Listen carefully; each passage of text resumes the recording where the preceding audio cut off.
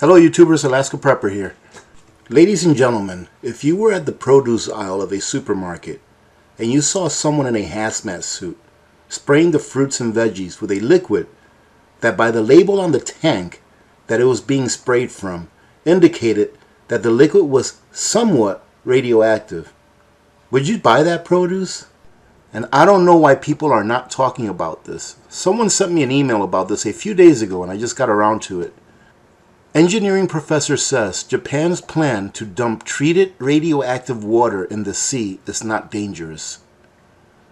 For those of you that may not know, ladies and gentlemen, I'm sure all of you do because it was big news when it happened during that tsunami back, I forgot when it was, a few years back, 5, 6, 7 years back, that took off those nuclear power plants in Japan.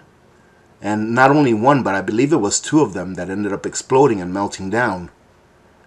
And they had to build some kind of an ice wall around those plants in order to keep the water from being contaminated with the radiation, but to no avail, because the radiation ended up seeping into the Pacific Ocean anyways and causing havoc with the sea life there.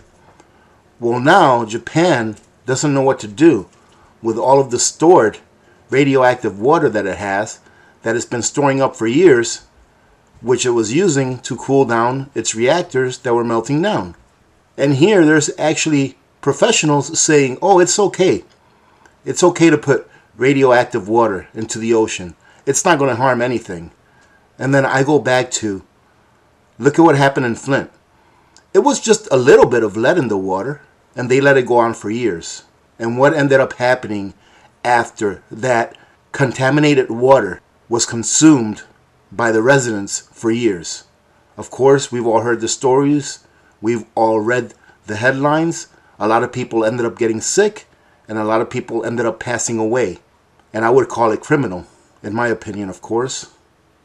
And now they're saying, oh, it's okay, Japan. Go ahead and throw all your contaminated water into the ocean. It's not going to do anything. It's only a little bit. I want to go over this article with you because it's important. In my opinion, I think that they're going to do what they're going to do. But no one is talking about this. And it's going to affect everyone, ladies and gentlemen, especially those of us that are here on the west coast of the United States and those that have countries that are in the area of the Pacific Ocean. I am not a biologist or any kind of a health expert, but how can something that's bad not be bad just because it was diluted? Doesn't it make sense that it's just not as bad because it's more diluted, but it's still bad? But here we're going to allow this country to dump a whole bunch of radioactive waste into the ocean, which is, in a way, one of the supermarkets of the world. Brent Hauser, an engineer professor at the University of Illinois, said Japan's plan to release treated radioactive water from the wrecked Fukushima nuclear plant will have zero environmental impact. I'm just astounded at that. I mean, after seeing what happened to the life of the Pacific Ocean after Fukushima, that someone could say that. The plant's operator, Tokyo Electric Power Co., will treat and dilute the water before pumping it out into the Pacific Ocean in about 2 years' time. Japan's neighbor, including China and South Korea, opposed the plan, and for good reason, in my opinion. Environmental group Greenpeace, as well as local residents and fishermen, also raised their concerns. Japan's plan to release treated radioactive water from the Fukushima nuclear plant into the Pacific Ocean will have zero environmental impact. Japan said Tuesday the Fukushima plant's operator will treat and dilute the water before pumping it out in about 2 years. There are more than 1 million metric tons of radioactive water from the wrecked plant, and it will take decades to completely release them. You understand what they're saying there, ladies and gentlemen? They're going to release radioactive water into the Pacific Ocean, and they're saying that it's going to take decades of them releasing that radioactive water into the Pacific Ocean before they're done. The move has drawn sharp opposition from Japan's neighbors and environmental activists.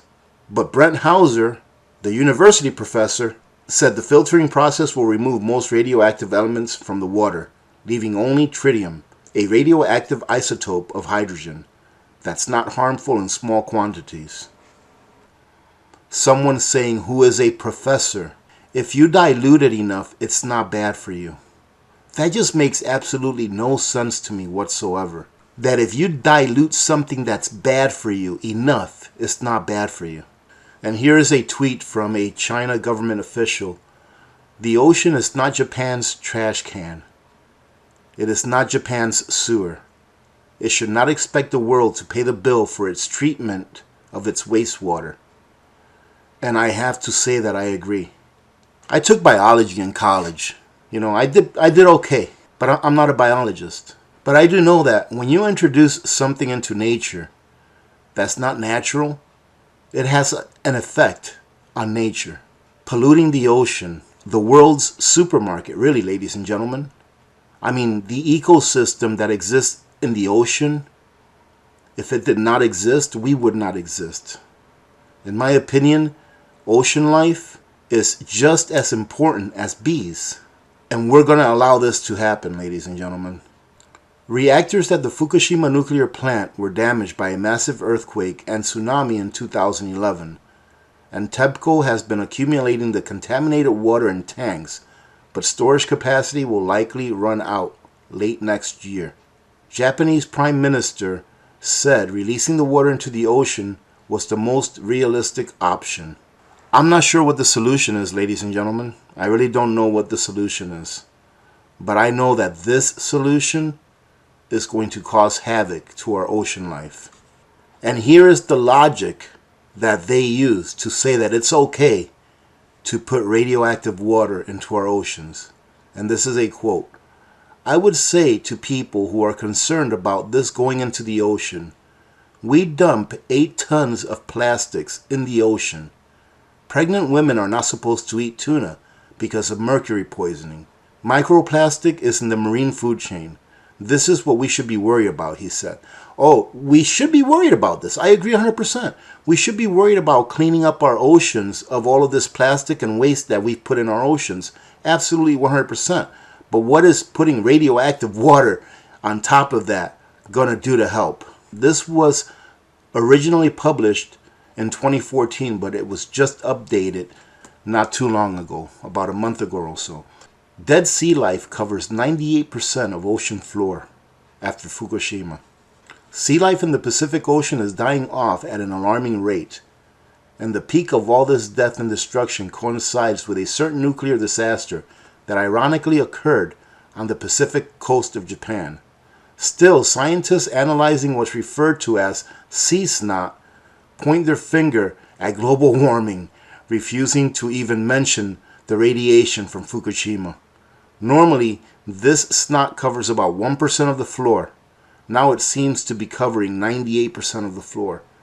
Well, ladies and gentlemen, it must be climate change. Because, I mean, radiation, it's not dangerous, is it? It's diluted. They're telling us today that within a year and a half or so, they're going to do a replay of what they did 6-7 years ago that caused 98% of the ocean floor to be littered in the carcasses of sea life. And it says here that according to a study, life at the sea floor 145 miles out from the California coast has been analyzed for a total of 24 years. The researchers measured the amount of sea snot on the ocean floor. Sea snot is not a highly technical term. They use it to describe dead sea life, including fish, plankton, feces, and other organic matter. As mentioned, this sea snot covers about 1% of the floor, but now it seems to be covering about 98% of it. In the past 24 years of this study, the past 2 years have been the biggest amounts of this debris by far. And I guess that's just coincidence that after a whole bunch of radioactive water got thrown into the Pacific Ocean after this Fukushima thing, that 2 years later, there's record amounts of sea snot on the ocean floors. And it says here that throughout the study, the National Geographic coverage of it, climate change is blamed. Of course it's climate change. It has to be because it's our fault, ladies and gentlemen. We did this. It wasn't because a nuclear reactor that wasn't properly built did this. It's because we did this, we the people. And then here it just runs down what happened on 2011. It says that the Fukushima disaster occurred when an earthquake and subsequent tsunami hit the area on March 11, 2011.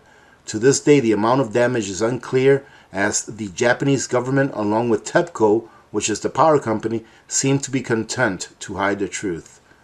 And then it says here, measurements taken in March 2012 show cease knot levels to be about 1%.